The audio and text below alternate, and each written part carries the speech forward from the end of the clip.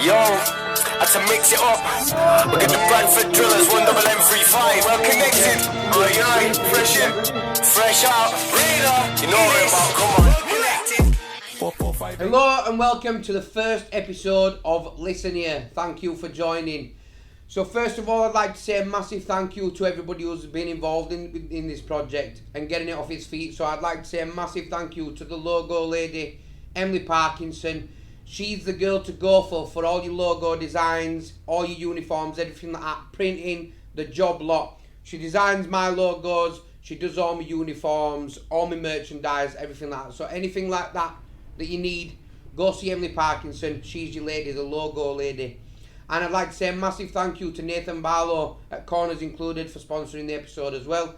Anything to do with window cleaning, jet washing, gutter cleans, conservatory cleans, one-off cleans, anything to do with external cleaning, he's your man. So go see Nathan Barlow at Corners Included. And now I'd like to say a massive, massive thank you to his first guest, the one and only, the legendary MC Innes. Yes, Thank you for coming, mate. Thank you for coming. Respect for having me on, bro. Respect to you for coming as well, because, you know, you're one of them people that I've grown up listening to and stuff like that, and, you know, I listen to your songs from way back in the day, and I just thought, you know, a lot of people can resonate with you, and you've got a story to tell.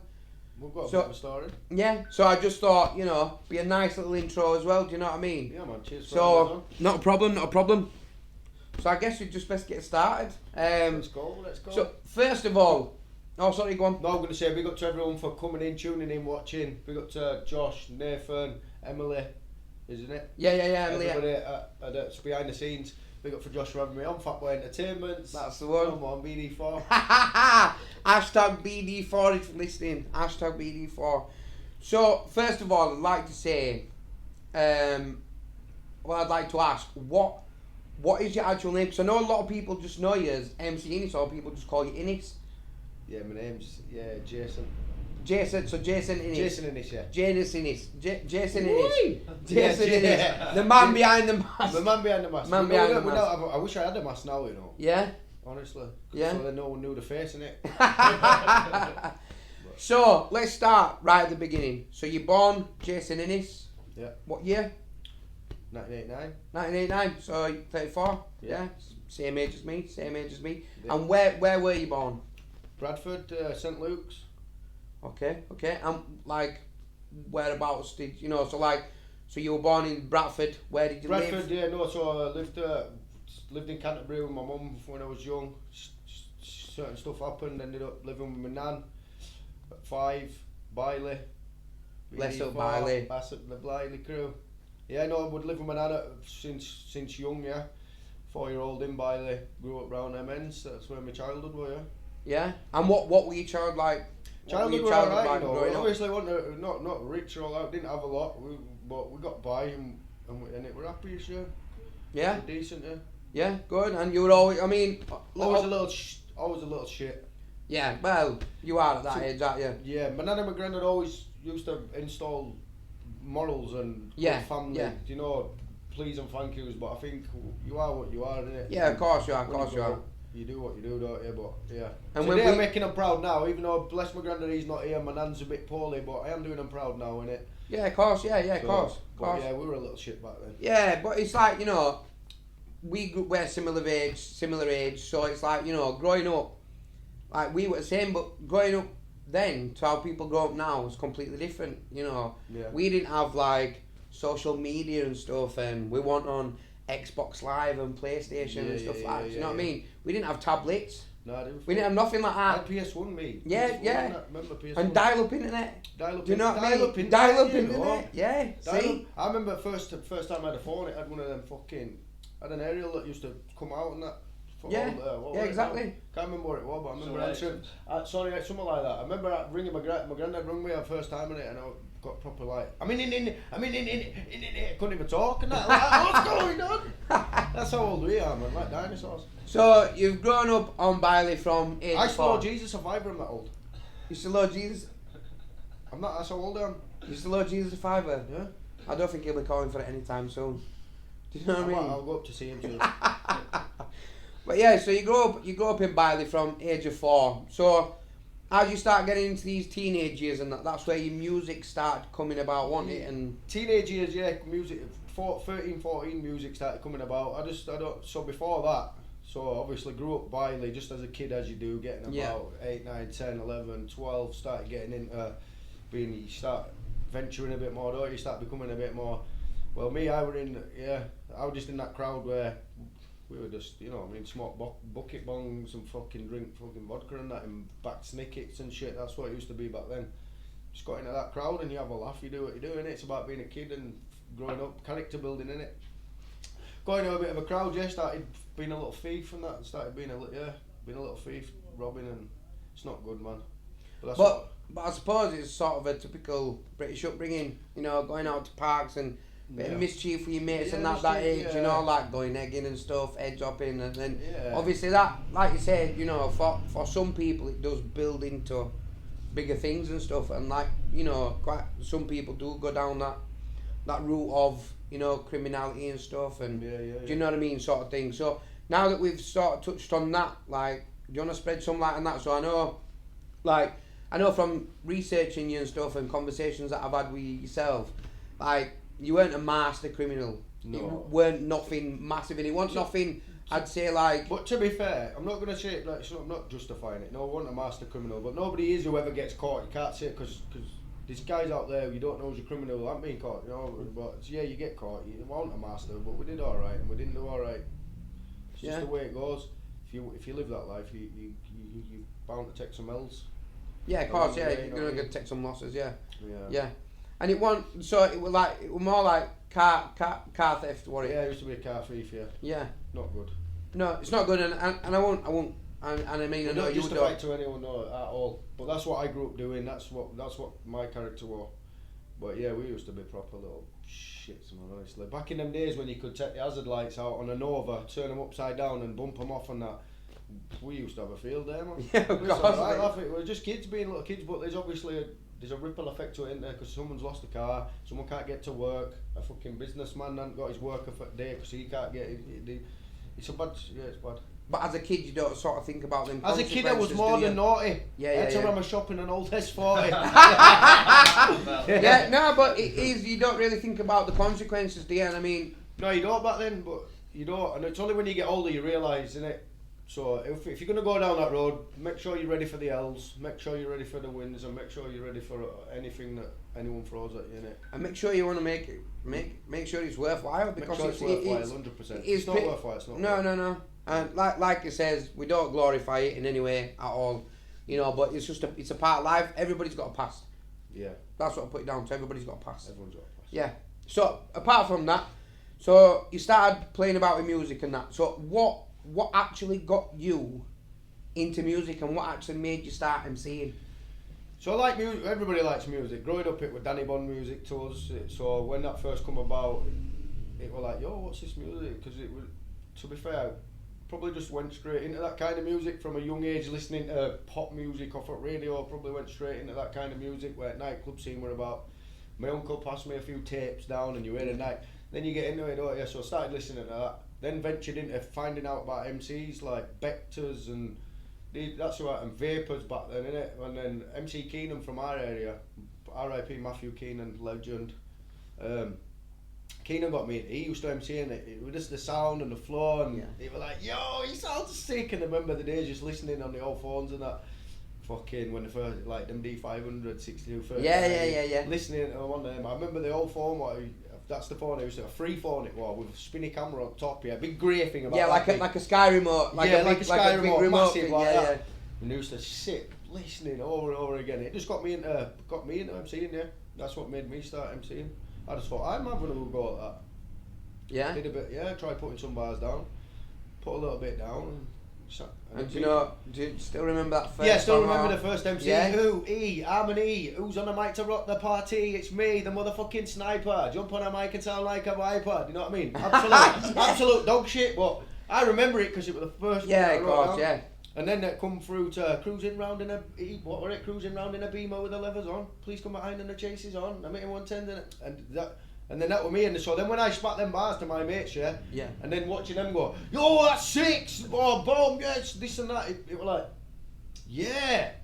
And that's what started me off, man. Yeah, because you start feeling like you're on something there, don't you? And I mean, especially at that age where everybody's just sort of finding their feet, everybody's growing up a little bit. You're starting to find that nightclub scene, railway days. Anybody in Bradford or railway days, that's where we used to be on when I was that young and try to get in there. And all of us used to be like, "You to go that mic, let's get mic and that." Do you know what I mean? And you used to fight for a mic and that. DJs be like, "Get."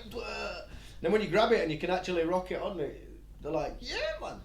Yeah, and that's what I mean. So it sort of creates a buzz around what you're doing, and obviously, if people are listening to your stuff and you're thinking, wow, they're loving this, do you know what I mean? Yeah. And then you've got to think, so you're not the only group of like 15, 16, 17 year olds, like, you know, who are doing that. Yeah, so then, like, you know, like stuff started getting about, Bluetooth, like MSN, stuff like that. People started sending songs, LimeWire, do you know what I mean? Yeah.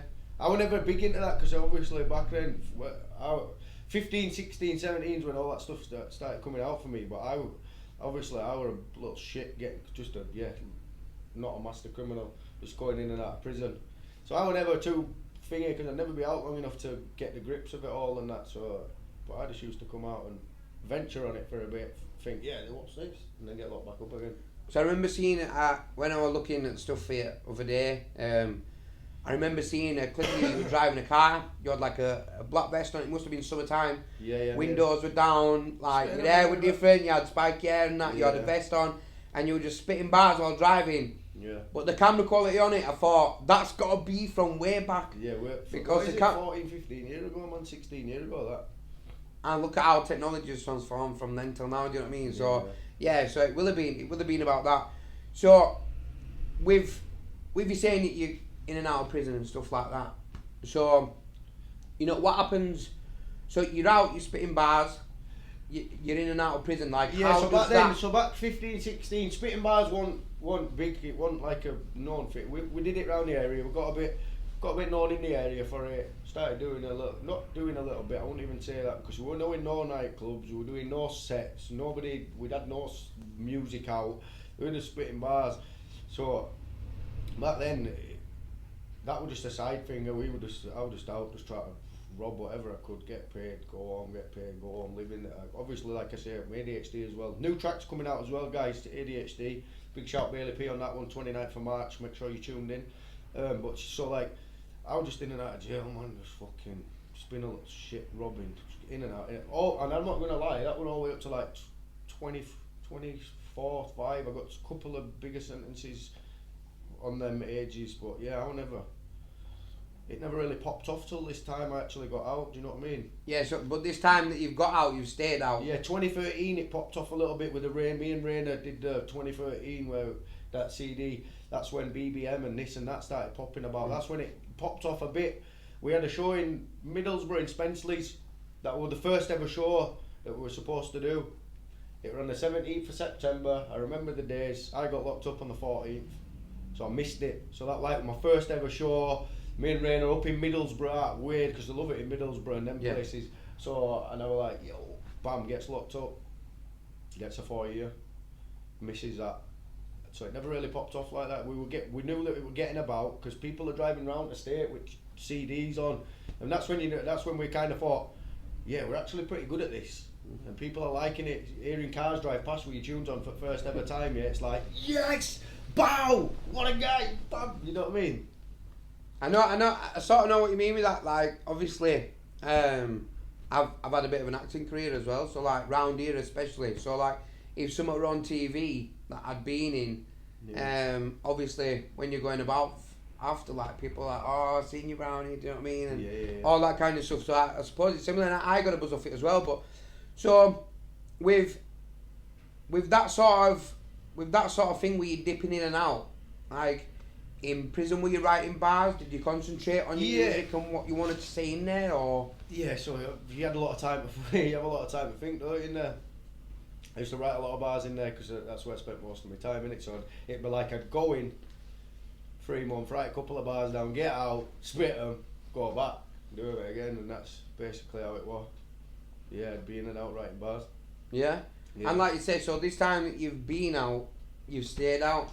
Yeah, I've had my kids in it, so kids are a big thing to me, family's a big thing to me.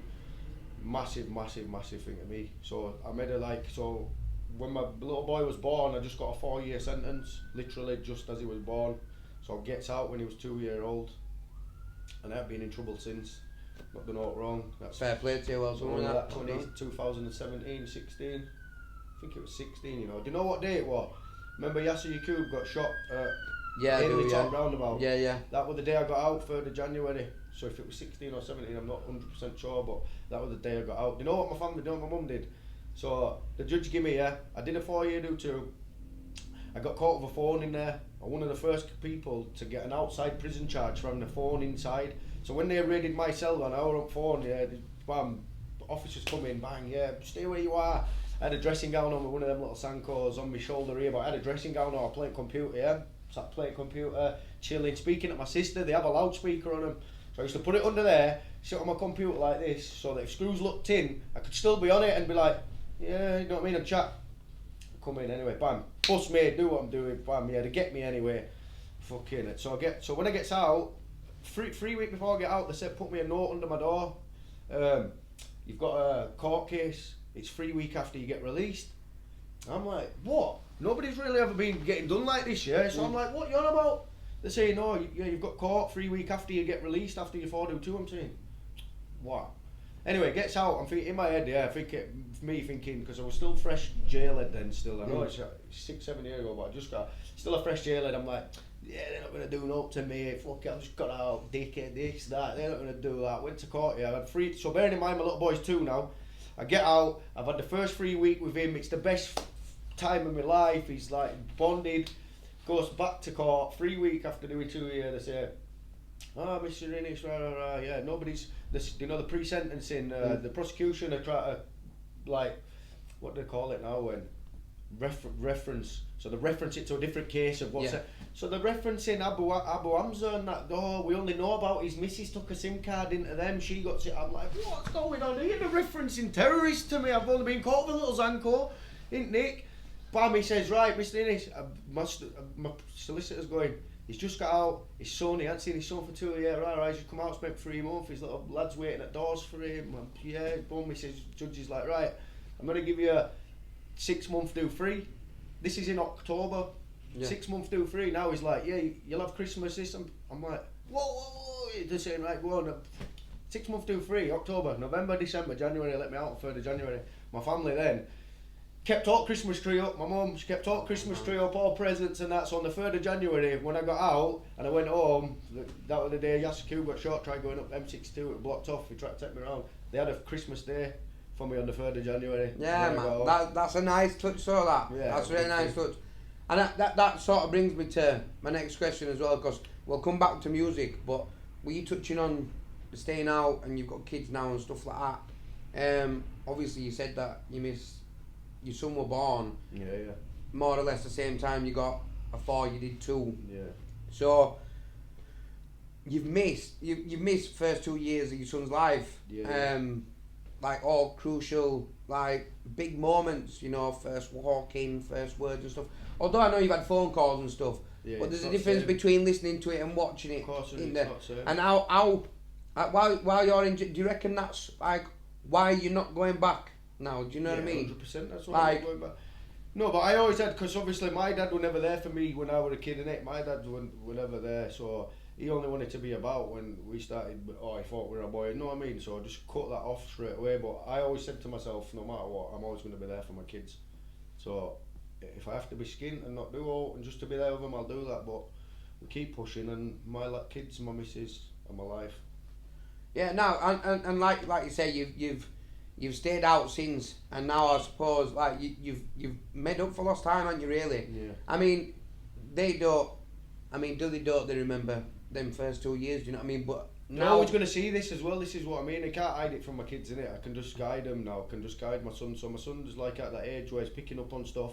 He'll watch the podcast, pick up JJ, my boy. Yeah. But he's gonna watch these things and see, and as long as he understands that, don't make the mistakes I did, and I'm here for him to let him know, don't go through them mistakes. If I can guide him out of them mistakes, and then yeah, I feel like I'll have done a good job. So no matter what karma comes back on me, if I don't have no good fortunes, as long as I can teach my kids to have a better life than me, don't matter what happens to me.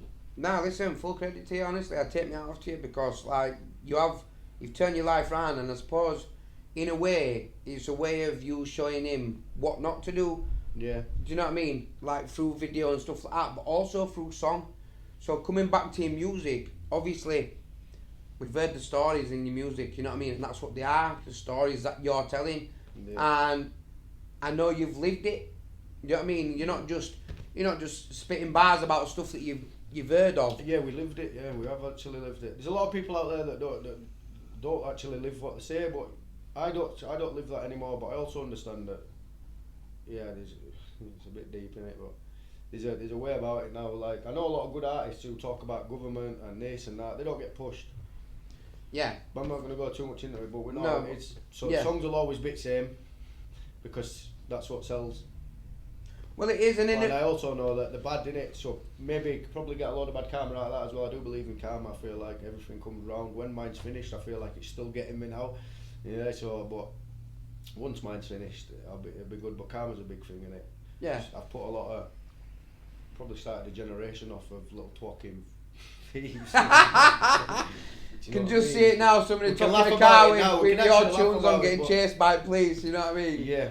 So and these people that actually send me video. I've seen videos where they're listening to my music and try to drive like Colin McRae and that. It's not good, boys. I'm not gonna lie. It's not good. No, it's not good. It's not good. And like you said, if you want to drive like Colin McRae, get on a track. If you want to go ramping up and down fields, go to off-road centres on a Sunday. If you want to get on motorbikes and do wheelies, go to places where they do motorbiking and that in it. But if you're part of it and you're about it, go do your thing in it. Yeah, of course it is. But like you said, if you want to listen to me, if you want to listen, this is how I see it. If you want to listen, listen. If you want to go the other way, go do it. I'm not here to be like you're bad or he's bad or I'm bad or where anyone's bad. You go follow your own life. Just make sure you don't hurt no one. Do you know what I'm going to say to that? And God bless her soul. My mum, God bless her. She always used to turn around to me, and no matter what situation I was in life, she'd turn around and say, "You can take an horse to water, but you can't make it drink it." Yeah. So what I'm trying to say is, yeah, they might listen to your music, but you're not the reason that they're doing that. Yeah. Do you know what I mean? I get you. Do you know what I mean?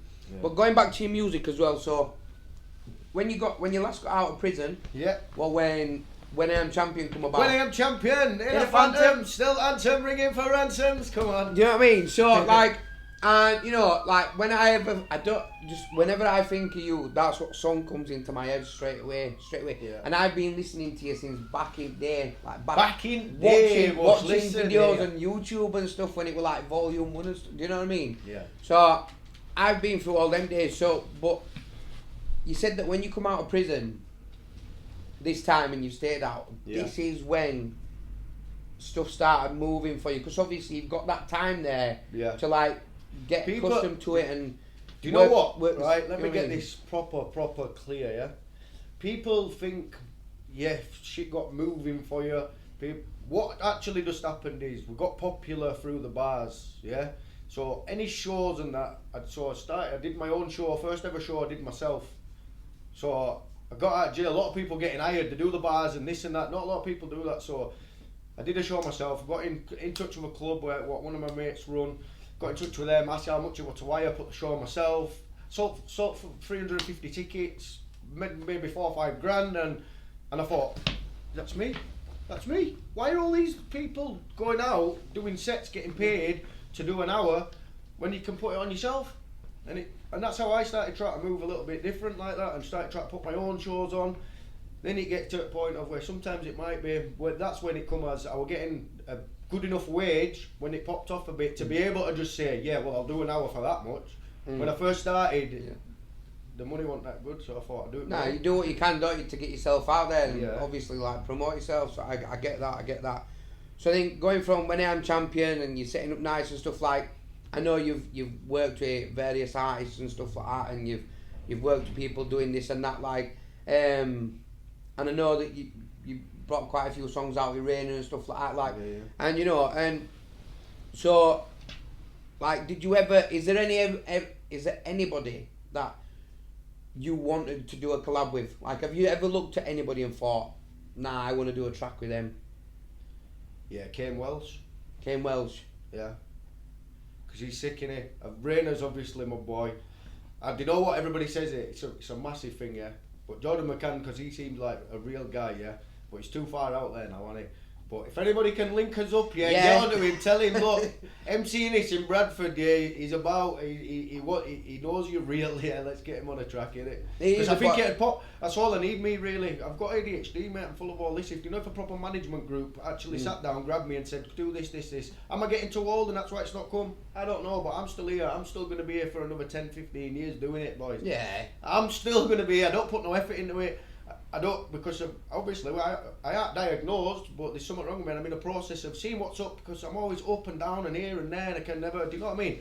Like I say, probably why I'm talking so fast now and that getting right hyped up, do you know what I mean? And any lads who, let me just say this now, yeah, because look, I've come from a background where we all think you're boyos and everybody think, and like, we're all about the stuff, there's lads that are about the stuff and they're not. Let me just say this, if you're not, you don't have to impress anyone, just make sure you be yourself no matter what your thing is. If you've got any problems, you always make sure you talk to people and always stuff like that. And if you can hear it from me, who I'm supposed to be a boyo, and you all look at you watch the song and you think, yeah, boyo, I'm actually here telling you, yeah, it's alright to talk. You can fucking make sure you go see people as well. Because look, I was in and out of jail, like I said, yeah, all my life.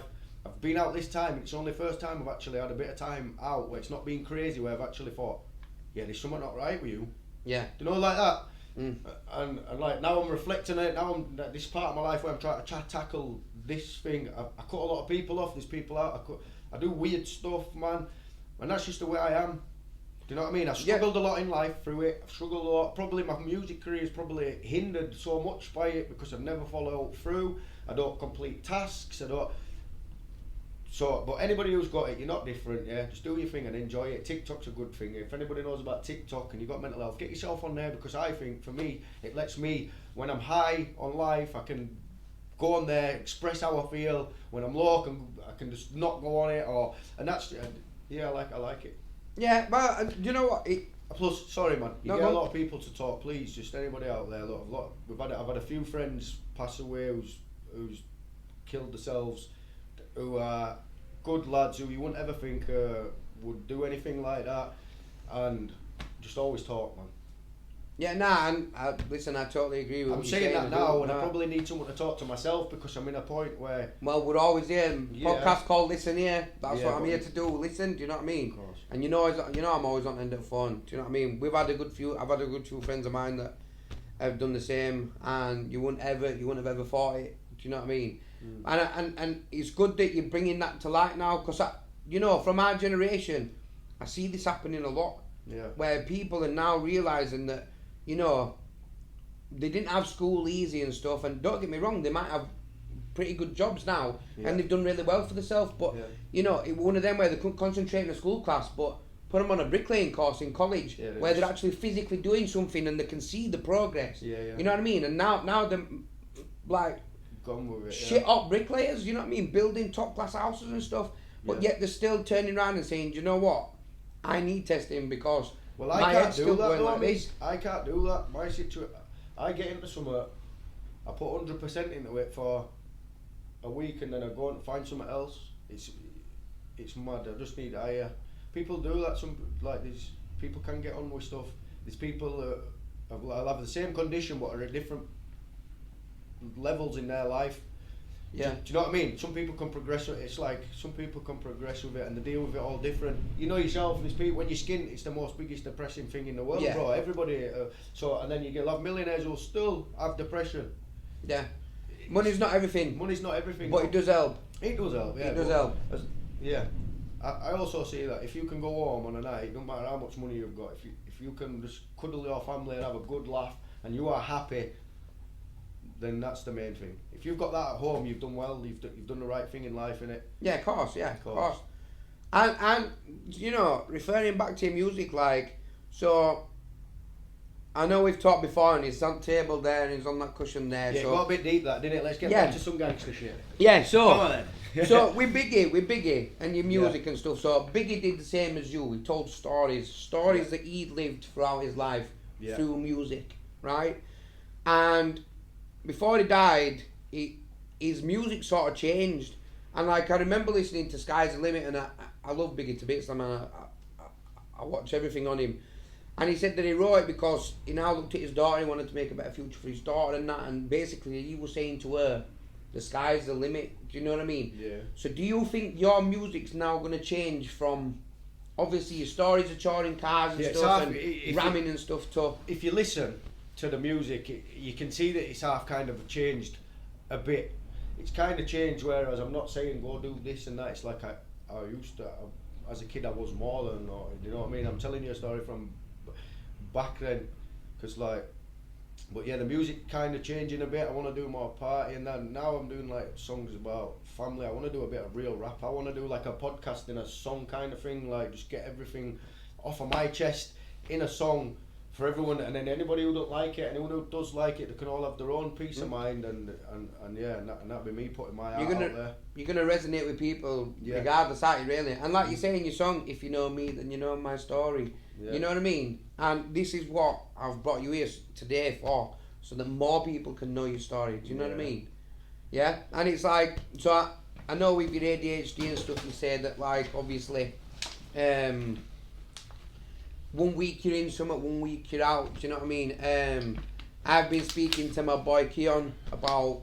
Damn girl, you know you fly. What's your name? Go on. So that's what I'm on about. So there's been a bit of a hype about Bullet Cake and Galdem, and I know speaking to him, I hope you don't mind me saying this, Keon, but there's a bit of a project going on. Right, so Keon, if you're watching this, if you're watching this, so I did a song, right, and I didn't even know that it was you that did that song, right? So I did a song called Big Enough.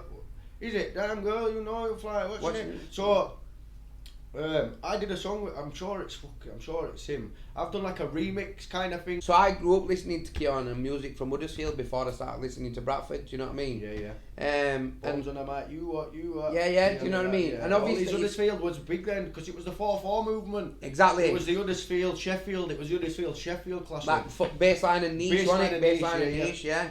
Well, we where I'm from, we weren't really. I don't think there was a little following of that, but I think we were proper like Danny Bond, organ, thingy. But then we used to house vocal, all that kind of like upbeat. And then Huddersfield's more 4-4, bit grimy and that, wasn't it? As long as all of you next door to each other. That's what, So touching on BD4 and like what I know you've said that Huddersfield's going to have a big movement coming up. BD4's there at the minute, innit? I mean, everybody's talking about it. Yeah, BD4's on the map, man. Well, I say BD4. There's me and Rainer at BD4, we're well connected. Wayne, he's another one that's just got out, he's here. Started doing a bit of a drill track. Anyone who wants that, great. Make sure you go run it up.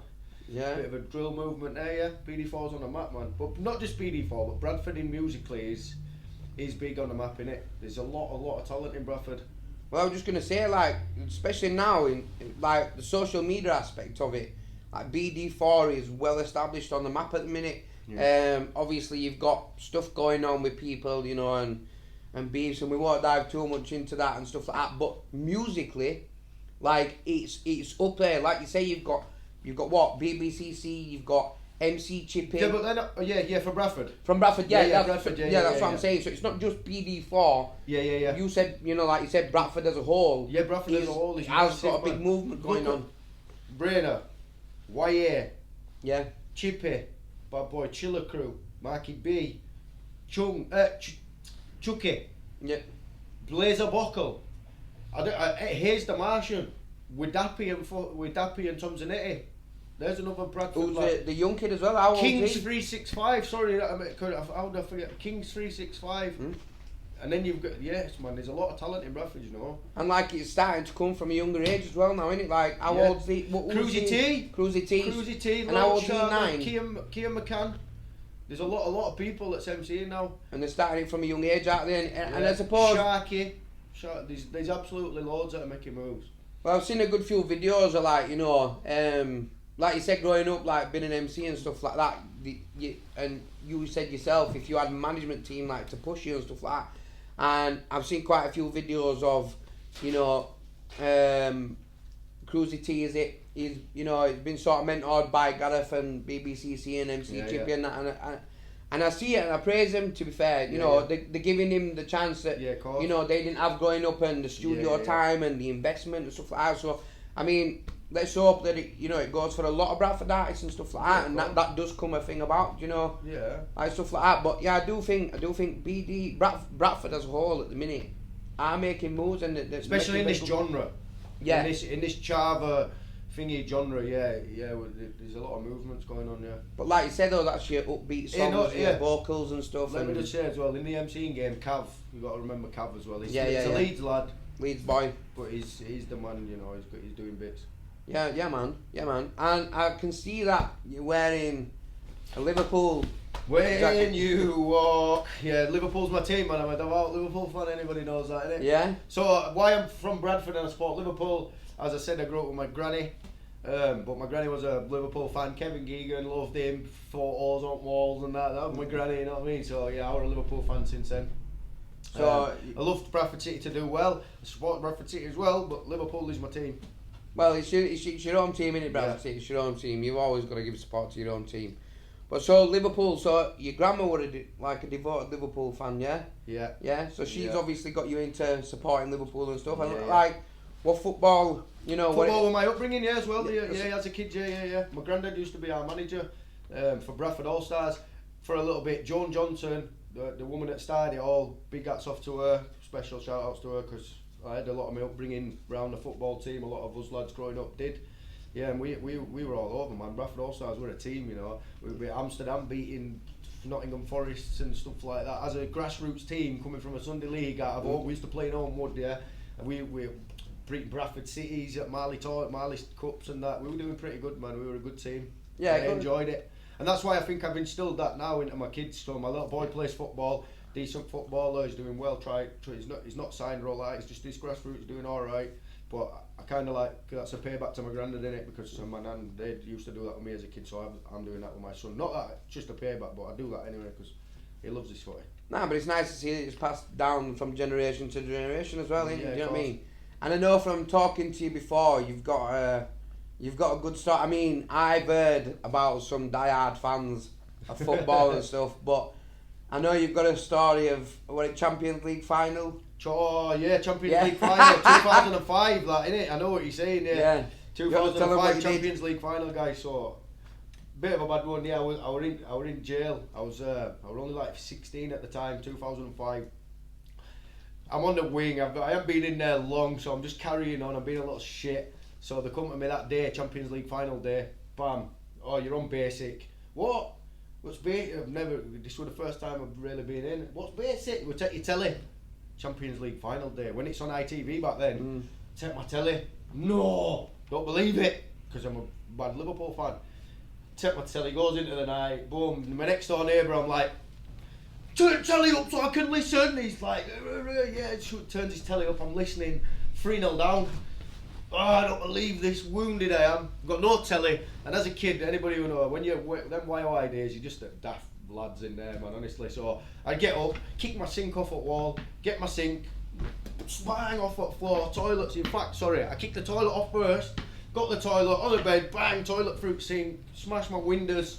My mates are like, yo, thinking it's clever, me being silly all again. Yeah, what is? And then next minute, it's 3-1. It's 3-2. It's 3-all. Yeah, so then it went proper mad, yeah. But I lost my telly, man. Bastards. Of course, I'll never watch that game. And I've watched it since. Yeah? So you've caught up with it. They left me in a pad for 7 days. You left me in a pad with no toilet and no sink for 7 days. If I needed toilet, I have to use to put my bell on there. They come and get me. Say, take me 2 cells down, go to the toilet and come back. I'm sure they're not allowed to do that. But looking back now, do you think it was right though?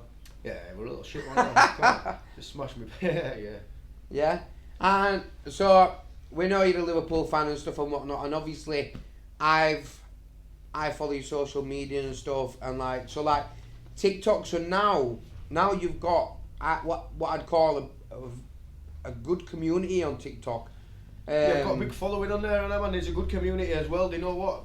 Like, I have a lot of, obviously I'm in the transition out. So anybody watching who's like, yeah, boy, oh boy, I'm in a transition of where I'm coming out of the boy, I'm trying to do the chill thing now. Yeah. I'm trying to just grow up a bit, be a bit more. Music's still gonna come, It's going to be a bit more grown up for me. It's how it is, isn't it? Yeah. But I get a lot of following, so I get the people that like the music. Then I actually get people who come on TikTok who actually like me as a person, who support me as a person who I am, and then I get people who don't even know the music. I've actually been pulled in the street the other week, be like, "You're that guy off TikTok, aren't you?" And I'm like, "I do music as well, me, you know." Do one of them, but it's mad, man. It's mad, yeah. So how did you go about? Like, when did TikTok start for you? For me, do you know what? I've been doing TikTok for a year. February last year, I started TikTok. Yeah. Just got on it, just because I see what it was about, post a few videos, then realised you can go live, watched a few people's lives, thought, oh, a bit of me, that, I can do my music on there. Just jumped on and started spitting bars, and you know what, pretty quickly, man, I just started racking followings up. Obviously, it opens your... I go on lives with battles with people. Anybody who knows about TikTok battles, you're getting battles with people all over the country. I've been in battles where people are like, "Yo, you're right, mate," and then people will go over there chat and say, "That's MC, innit?" They'll be like, "What? Who?" And then I'll go, "When I am champion," they'll go, "That you?" And I'll be like, "Yeah, man, that's me, man." But that song never gets old. It's the Bradford national anthem. But honestly, it actually is. It never gets old in my eyes. I know, and I know personally, like, it's one of them tunes that no matter what mood you're in, yeah, like, you hear intro and I just think it's coming, and then you're like, "When I am champion in a phantom," Yeah. you know what I mean? Yeah. You just automatically think yes, and it sort of shouts, you know what I mean? Yeah. But like, so I've been watching your TikToks and stuff, you know what I mean? And like, I do think like people are very fond of you, do you know what I mean? Yeah, and like you say, you're giving people an insight into your everyday life, do you know what I mean? Yeah. And I suppose it's become, I won't say a job, but it's definitely an income for you as well, isn't it? Yeah. So people like, TikTok's an income, yeah. It is. It's all right for me. That's where, because like I do get a lot of following, so, and a lot of people on there actually understand that that's my job kind of thing. Yeah. What I go through at home and how I can't keep jobs and I'm just up and down. I think a lot of people on there understand that, and yeah, I get a lot of support on there, man. Because I know you've done many jobs. I mean, I remember. You know what? I never had a job until I was 28. Did you know that? So this time when I got out of prison, I never had a job before that. Yeah, never ever had a job until this time I got out of prison. So really? But this time I've been out, I've done everything. I've been a picker and packer in fridges, in deli freshies. I did my own window cleaning, which were all right first, but just never followed it through. I did my own CCTV, which I went on my own, installing CCTV, putting that in. I did that on my own. I've done tarmacking, I've done everything. I've lined in landfill sites. I've done all kinds, man. I was gonna say, because you're not scared of actual... I'm not. Do you know what it is? I'm not graft shy either. Do you know, a lot of people? Yeah. Some people are graft shy. I'm not actually graft shy, so I'd like to get my hands on. But I just need to find out one thing with how my head works.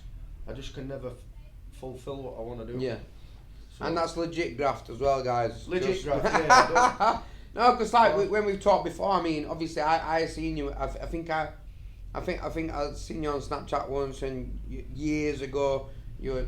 That might have been when you went on roads and that you had all sight gear on. You know what I mean? Ivys and everything like that. And then obviously we've talked earlier on, and you used to do scrap and stuff, and you know what I mean. So you do graft, and like you say, people that can't understand why you graft, man. Everybody thinks you're millionaires, mate. Everyone thinks we're millionaires. Honestly, me personally, I didn't really make any money off of the music before I go out.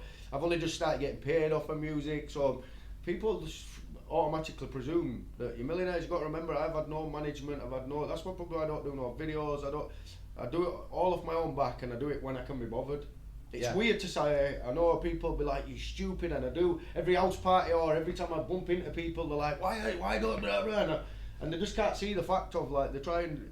You need to do this, you need to do that, blah, blah, and I think I'll do it when I can, when I want, you know. Well, that's it, and let's hope that people can see that from this, and maybe you never know if there's any management groups out there that are watching who actually want to take a grip of me and know that I've got a bit of whatever's going on in my head. But I still do need that help, and I do still need people. So that we're going to be where we're going to go on to next. So obviously you've done this music, you've been in and out of jail, you've got a story to tell. You're a family man now. Do you know what I mean? And you're growing up, so your music's changing and stuff like that. But for people who don't actually know you, so people who don't know your story, do you think they? Not just yourself, but people that they see doing well on TikTok or any sort of social aspect, whether it be doing music or anything, do you feel like there is a perception about you? Yeah, 100%, mate. Like 100%. So obviously I've been a thief growing up. So all my life I've always had that. When I was a kid, and then people used to be like, when you going back to jail, when you going back, when you, that's old now, but then I'll go to parties and have people just, they look down on you, you're the thief, you know what I mean? So I still do get that now and again, you know, people that like, oh yeah bro, because look, I'm not a millionaire bro, I just get by me now, innit? I probably, if I wanted to go that other way and still be down them roads, then probably might have a few quid, but I'm happy where I am, mate. And if I can make a straight few quid, an honest living, that's how I'm going to do it. Music, TikTok, if that's my honest living, then that's what I'm going to keep doing. You know what I mean? A lot of people hate on me for it. Like, I'm going to keep doing me. Well, you're doing well for yourself now, and to be fair, if you Not stay doing that well, I'm big- getting by. I'm just happy. Doing well to me is mentally well. Yeah. It's yeah. mentally, doing well Yeah, to yeah, me yeah. is where I'm mentally on the right tracks, and that's doing well for me. Like you can have everything in well, but if this Yeah. isn't right, then it's not right. Yeah. I get what you're saying with that. I do get what you're saying with that. And like you say, you do have your ups and downs and Yeah. stuff. Do you know what I mean? But I just wanted to ask you that about you, if people have a perception about you, because like you say, you've got them that think that'll be like, oh, he's a thief, or just try and. You get a lot of jealousy with it. Yeah. So you do get a lot of jealousy with it. Like, there's been videos of me getting beat up in parks and that. Look, like, there's a lot that wasn't even my trouble, and it would, you know, if you're more popular than people who want to be popular, they don't like it, and then people will say stuff to you like, you'll go into a nightclub, guys, when you, trust me, when you get a bit of a name, you go out into a nightclub, everybody's your mate. I'm one of them who likes to be in the crowd. I don't separate myself from anyone or be like, oh, I'm staying back because I'm in it. I get in the crowd, mate, I have a laugh, and then you'll get one or two people who will be like, and say something in a nightclub. Now, I'm a guy who can take it on the chin and make sure that I understand the situation. I'll just avoid them instead. But there's people out there, if you're one of them guys in a nightclub, when they say something, you want to blah, blah, blah, what, and you're gonna come into a lot of situations. You know what I mean? I do, because I'm not a big superstar. I know I've been about a bit from my lyrics, and I've been about I am a superstar, and I don't and I never charge for any photos or any kit. Like, I do it for, because if kids love it, I'll just give a photo, or I don't charge for shout outs and stuff. I did start trying it on Cameo, but it's not. People think then you got to pay for it. You know what I mean? Yeah. I get shout outs on TikTok. Come on TikTok and give everyone shout outs. Try bless everyone. And but then you've got obviously people who do that, and then you have got them who think, oh yeah, made it. You know what I mean? You get people that think you made it. They're like, why are you working? Or you'll pull up somewhere, and be like, why you want to land here? And they just don't know the concept of it all. Do you know what I mean? No, because like I remember having conversations with you earlier, and obviously I remember from you from your YouTube days as well. And how many views did you say you got on YouTube? We've got a few. We've racked up all out. So when I am champion, somebody put it on. Somebody put that on YouTube. It wasn't me. I just released a thing. It got like 9 million views. Then there was another one with 4 point something, and I got them took down. You know. Oh, did you? Yeah. Yeah, I got them took down because I thought after a bit, once it's run up 3-4 years later, I thought, you know what, this guy's not even, because I started my own YouTube, but it's, obviously, like I say, I'm not tech wise, so I can't handle all that side. I'll join you on that one. You know what I mean? So somebody put it up, all the views, I got them took down, but realistically, I've got about 60-70 million streams out of it. And that's They're still on SoundCloud now with 10 million and that. They're still on SoundCloud. Other people, you know what I mean? That's some good going though, is that? And to say you're not getting paid for it. I know it's one of them, but still you've got to look at it. I've started now though, yeah. So basically, Bailey P's kind of he's helped me. He's helped me with that kind of side of it. Bailey P, I get paid from my songs with him, so he's one of the first people that's come and be like, because once I started realising you get paid out of it and that, yeah. I needed to make sure, if I do a song with somebody, we get 50-50 of everything, and I need you to know that, or if we were doing a set together in a club, I need you to know that everything's 50-50, and I used to make that clear. And I've only just started getting paid out of music now with Bailey P. So when like people say do a collab, my instinct, because I've probably lost out on loads of money over that, I probably think, right, when people want to do a collab in my edits, right, who's owning the music, who's getting on the splits bonnet, and where we earning money from it now, which I shouldn't think about it like that, but I do, mate. But then again, it's It's a business. It's a business.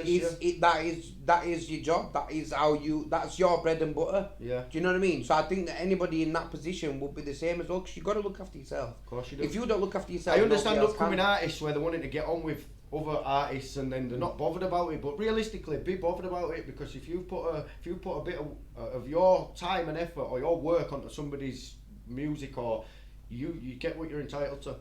Yeah, make sure you get what you're entitled to. And it's like nobody sees like, you know, the other side to it, like you say, the work that you're putting into it. Do you know what I mean? The research or whatever, or do you know what I mean? And the endless hours, like how long you in the studio. I know people can lay tracks like that. I'm probably a downfall to myself, mate. You get out what you put in. Yeah. I don't put a lot in, so I probably don't get a lot out. But that's because I probably fuck it. I do it when I feel like doing it. When I'm happy, I'll do a track. It's not like I'm not that guy sat in a studio trying to write 17 songs to make sure I've got 17 songs for next 2 years. You know what I mean? Yeah. I'm one of them guys that I ain't got a song. If I want to make a song, I'll go and write it. Like Frazzer Mole Grip, I wrote that song when I was there. I didn't have no bars, nothing. I went down, wrote it for an hour. YA, self-made. We did that song. I never had no bars. I went to his studio, sat down. 45 minutes later, I wrote my bars and they were there. You know. So that's what kind of, I'm just spontaneous as all me. But yeah, realistically, I should have somebody outside of me going, bam, kick him up the arse. What are you doing? Write the bars. Bam, kick him up, get it down, bam, kick him up the arse. You know what I mean? On me. But just one of them. Well, maybe we can sort that. Maybe we can manifest it in action. And just to like start finishing up and stuff. Obviously, you've dropped that you've got a new track coming out. Yeah. ADHD, which in itself is a big thing at the minute. You know what I mean? So you picked a right title. What can you tell us a bit about the song? So ADHD. So basically, I just called it ADHD. There's a bit in the bar where it's like, I don't know, I'm ADHD. You can't keep still if you don't pay me. Skip this. So I just put that in there. It's just a little bit of that bit of ADHD, just to let you know. It might not even be ADHD. I'm undiagnosed. I keep saying it, but there's definitely something like that. My mum's bipolar. So I know there's something not right. Everybody can see it around me, so I am in the progress of trying to sort myself out. But yeah, that's different. We don't claim PIP either. Right. But so I'm just trying to sort myself out that kind of way. What were we on again? Sorry, man. No, so we're on about your song that's coming out. Yeah, song that's coming out. ADHD will be out 29th of March. Me and Bailey P. That'll be out soon. Make sure you run that up. We've also just dropped Losing Me, which this is another mad one, yeah. Losing Me, we dropped it, no views on YouTube, absolutely killing it on Spotify, getting paid, and I'm like, where does this business work? Yeah. How does it work? But so ADHD is out on the 29th of March, guys. Yeah, and can anybody can we pre-order it? Can we? You will be able to, I'll put all links on my socials, so if we can get a link, I'll try and get a link today if we can, but yeah, there will be links out on my social media. Well, I say social media, I only do TikTok, which people find strange. I don't have Snapchat, I don't have Facebook, I don't have Instagram. They're actually not on my phone. If I don't have them. But I suppose that's good for you as well. It's good for me. If you have got ADHD and like splitting yourself between them four, whereas you're solely only concentrating on one. Yeah. And like you say, you might have days where you don't want to go on, you might have days where you go, but that community that you set up is still there, innit? And they're still waiting for you. Do you know what I mean? Yeah. So basically, messages, and when I get loads of people messaging me, Snapchat, they ring you, Instagram, they can ring you, and I just can't deal with that side of it, me, honestly. Yeah, it can be a bit overwhelming, can't it? Yeah, of course it can. You know what I mean? I just don't deal with it, so I'll just go on TikTok where people can just message you. That's my platform, innit? So anybody watching this who wants to watch what Innes does day in, day out, his battles, his on-screen time, his videos, anything that he does with regards to TikTok, head over to his TikTok, MC Innes Official. MC Innes Official. And just before we do go, if you could say anything to the younger generation, whether it be advice about music, about life in general, on it, any aspect of it, like, what would you say to an up-and-coming generation? So what would I say? I'd say be you. Always be you. Don't burgle houses, because that's the worst thing you could possibly do, and that's just from my past experiences. Don't do that. Be you, and just be good at home. Make sure you're good at home, and do what you think. Do your thing, innit? Just don't hurt nobody, and do your thing, man. That's all I can say in it. Stay in your own lane. Stay in your own lane, kind of thing. Yeah, stay in your own lane. Or if you're gonna go into somebody else's lane, just be prepared. That's all I'm saying, innit? Well, that's it. Make sure you're ready, innit? Because people say stay in your own lane, yeah, but then, like, if you're willing, if you want to adventure, you want to make your things to somewhere else, just because, like, I know people say stay in the lane, it can mean so many different things. Can stay in your lane. It can come down to so many business, friendship, anything. They can say stay in your own lane, but just make sure you don't crash into anyone else if you're getting into their lane. If you're going into a fast lane, make sure there's no one coming up your upside you. You know what I mean? I like that. And just take your own time. And if someone's wanting to come past you in your lane, just move over and let them go in it and get back into your lane, and you progress on your journey still. Yeah, man. Right, Sam. Well, come at you. There's one that you're like, guys. It's not how life's treating you. It's how you're treating life. I like that. I like that.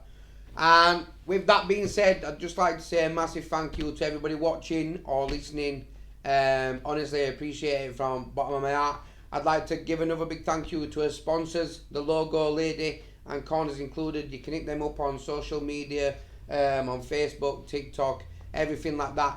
And last but not least, I'd like to give a massive, massive shout out to you, Mr. Innes. Josh, my boy, thank you, man. Big shout out to you. us. Big shout out Fatboy Entertainment, Josh, Nath, Emily, everyone that works behind the scenes.